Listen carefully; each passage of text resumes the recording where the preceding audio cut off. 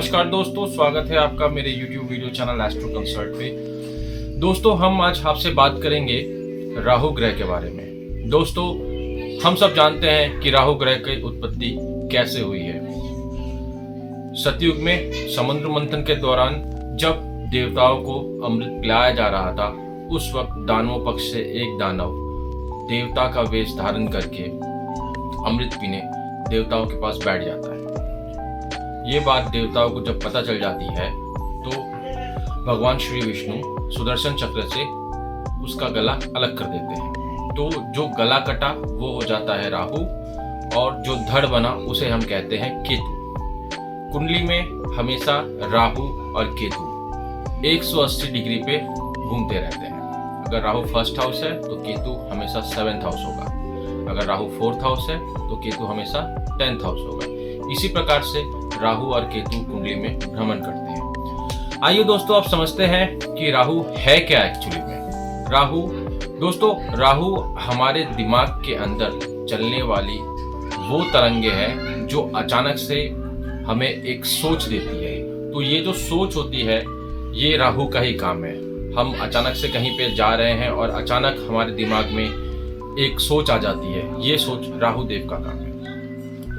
जैसे दोस्तों, आप समझिए कि बिजली जो होती है वो क्या होती है, आसमान में एक सेकंड के अंदर वो आती है और फिर चली जाती है। ये बिजली भी राहु देव से ही डिनोट होती है। दोस्तों, अगर एक बिजली कहीं पे गिरती है तो जिस जगह पे वो गिरती है उस जगह को वो फाड़ देती है और नीचे तक चली जाती है। इसी प्रकार से जब हमारे अंदर भी एक गुस्से की बिजली जब आती है हमारे अंदर, तो हमारा दिमाग काम करना बंद कर देता है। हमें गुस्से में कुछ समझ में नहीं आता है। ये गुस्सा भी राहु का ही काम है। दोस्तों, राहु एक आइडिया है, राहु एक सोच है।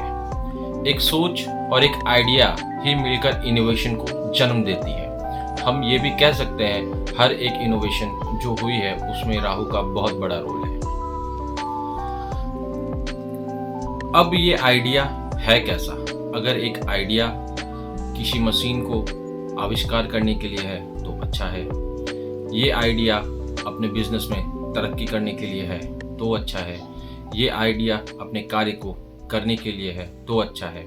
अब यही आइडिया अगर किसी को नीचा दिखाने के लिए है, किसी से झगड़ा करने के लिए है, किसी से दुश्मनी करने के लिए है, तो ये आइडिया बहुत खराब है।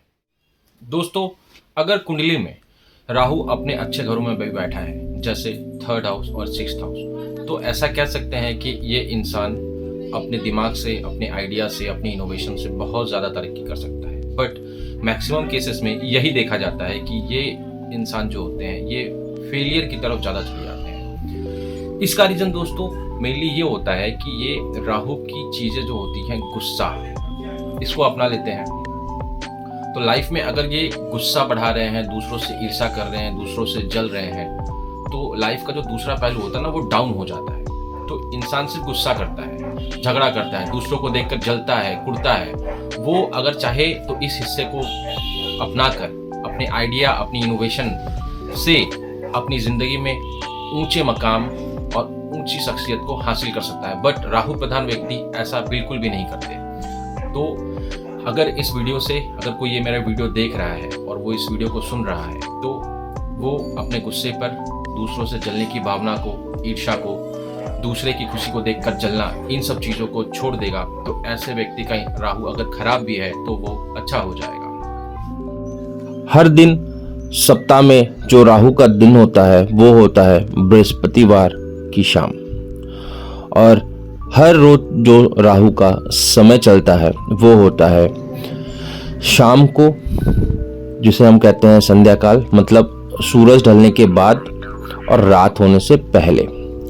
राहु का जो रंग होता है वो होता है नीला। राहु की जो उम्र होती है वो होती है 7 से लेके 12 साल और 42 साल से लेके 47 साल तक। दोस्तों, राहु के जो अरसे चलते हैं वो 6 साल के चलते हैं, जिसमें सबसे पहले 2 साल जो होता है वो राहु में मंगल का समय चलता है। उसके बाद जो 2 साल होता है उसमें राहु और केतु का समय चलता है, और जो उसके बाद 2 साल होती है उसमें राहु का समय चलता है। राहु के दोस्तों मित्र ग्रह कौन से हैं? बुध, शनि और केतु। राहु के जो शत्रु ग्रह हैं वो है सूर्य, शुक्र और मंगल, और इसके जो बराबर के ग्रह हैं वो है बृहस्पति और चंद्रमा। समझते हैं दोस्तों कि राहु की वस्तुएं कौन सी होती हैं। पूजा वाला नारियल ये राहु की वस्तु है। हाथी, साबुत धनिया, सिक्का, जौ, कच्चा कोयला, सरसों और बिल्ली, ये सब राहु की वस्तुएं होती है। राहु के जो रत्न होते हैं वो होते हैं गोमेद। दोस्तों राहु अगर कोई रोग देता है तो वो कैसे देता है? राहु के जो रोग होते हैं वो गैस संबंधी होते हैं, मतलब किसी को गैस्ट्रिक का अगर प्रॉब्लम है तो ये राहु देव का काम है। अचानक जो घटना घटती है हमारी जिंदगी में, अचानक से हमें चोट लग गई, अचानक एक्सीडेंट हो गया, अचानक हम गिर गए, तो जितनी भी अचानक वाली घटना होती है और उससे जो हमें क्षति पहुंचती है वो राहु देव हमें देते हैं।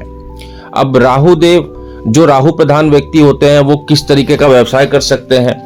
तो दोस्तों ऐसे लोग बहुत बड़े इंजीनियर, साइंटिस्ट, खुफिया पुलिस, रॉ में काम कर सकते हैं, सीबीआई में काम कर सकते हैं और ये एक खोजी भी बन सकते हैं। जी हाँ दोस्तों, ऐसे लोग बहुत ऊंची पद को प्राप्त कर सकते हैं। दोस्तों राहु देव के परहेज क्या है कि कुंडली में राहु ज्यादा एक्टिव ना हो, अगर राहु खराब है तो वो अच्छा हो जाए। इसके लिए हमें blue colour, deep blue colour, navy blue colour को अवॉइड करना चाहिए और गुस्सा और झगड़ा नहीं करना चाहिए। दोस्तों कुंडली में लाल किताब के अनुसार राहु देव जो उच्च के होते हैं वो 3rd हाउस में होते हैं और 6th हाउस में होते हैं, और कुंडली में जो राहु देव नीच के होते हैं वो 12th हाउस और 9th हाउस में नीच के होते हैं। दोस्तों आइए समझते हैं कि राहु प्रधान व्यक्ति किस तरह के इंसान होते हैं। जिस इंसान का रंग बहुत ज़्यादा काला है वो राहु प्रधान है। एक व्यक्ति जिसकी कोई औलाद नहीं है, जो बे औलाद है, वो राहु प्रधान व्यक्ति है। जिस इंसान के भी टांगों में प्रॉब्लम है या वो थोड़ा लंगड़ा है, लंगड़ा कर चलता है, वो इंसान राहु प्रधान है। एक इंसान जो दूसरों की खुशी देख के जलता है, जिसकी सोच कमीनी है, दूसरों को देख के जलना, भुनना, उनसे कुढ़ना, ऐसा इंसान राहु प्रधान है।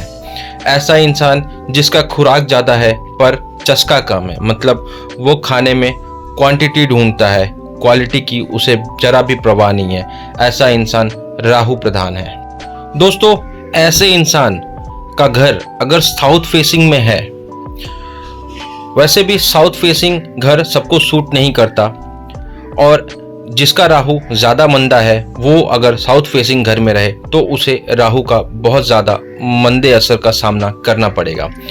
ऐसे में इसका एक छोटा सा उपाय बनता है, वो मैं बता दूं आपको कि घर की दहलीज में एक सिरे से दूसरे सिरे तक, दहलीज मतलब जो चौखट होती है हमारी, उस पे चांदी का चौकोट, उस पर चांदी की पतरी बिछाई जाए। चांदी की पतरी अगर आप नहीं बिछा सकते हैं तो रेगुलर दूध से अपने चौखट को साफ करिए, इससे राहु का प्रभाव थोड़ा कम होगा। जिस भी कुंडली में सूर्य और शनि की युति बन रही है वहां पर राहु मंदा असर करता है 36 वर्षों तक, और 42 वर्षों तक राहु का असर मंदा ही होता है। आइए दोस्तों समझते हैं कि राहु का मकान कैसा होता है।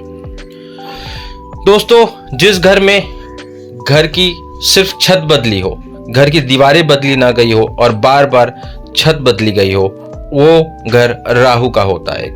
एक ऐसा घर जिसके अंदर से, जिसकी दहलीज के नीचे से गंदा नाली या गंदा पानी बहता है, वो घर राहु का है। एक ऐसा घर जिस घर के सामने कोई घर नहीं है, वो जगह उजाड़ है, बंजर है, तो वो घर भी राहु का है। अब समझते हैं दोस्तों कि कुंडली में राहु बर्बाद की कौन सी स्थिति होती है। अगर एक इंसान के घर से कुत्ते बार बार भाग जाते हैं, उसके घर के आसपास बिल्लियां बहुत ज़्यादा लगातार रोने लगती हैं या उसके नाखून झड़ जाते हैं उम्र से पहले ही, तो ऐसे व्यक्ति का राहु पूरा बर्बाद हो चुका है। इस व्यक्ति को जल्द से जल्द अपनी कुंडली में राहु का कुछ ना कुछ उपाय जरूर कर लेना चाहिए। ऐसे व्यक्ति को सख्त हिदायत ये है कि ये अपने घर में नेता ना बने। दोस्तों, अब मैं आपको कुछ रेमेडीज बताना चाहता हूँ जिससे आप राहु को शांत कर सकते हैं। ये एक कॉमन रेमेडीज है जो हर कोई अपने लिए इसको अप्लाई कर सकता है। सबसे पहले अपने गुस्से पर अपना काबू रखिए। दूसरों से जलना, भूलना, कुढ़ना ये मत करिए। दूसरों की खुशी में आप भी खुश रहिए, उनकी खुशी में शरीक होइए, उनसे जलना भूलना बंद करिए। दूसरों की तरक्की में रोड़ा बनने की कोशिश बिल्कुल मत करिए। सर पर चोटी कायम करें। अपने ससुराल से रिश्तों को ठीक रखें। हमेशा चांदी का चौकोर टुकड़ा, अगर किसी का राहु बहुत ज़्यादा खराब है तो ही ये चांदी का चौकोर टुकड़ा अपने पास रखें। दोस्तों, इन सब को करने से आपका राहु थोड़ा कंट्रोल में आता है। दोस्तों, अगर आपका भी राहु अच्छे घरों में बैठा है पर आपको रिजल्ट नहीं मिल रहा है, पॉजिटिव रिजल्ट बिल्कुल भी नहीं मिल रहा है, एकदम नेगेटिव विचार आपके दिमाग में आ रहे हैं, तो आप मुझसे पर्सनल कंसल्टेशन कर सकते हैं। अगर आपको ये मेरा वीडियो अच्छा लगे तो प्लीज़ मेरे चैनल को सब्सक्राइब और वीडियो को लाइक कर दीजिएगा। धन्यवाद दोस्तों।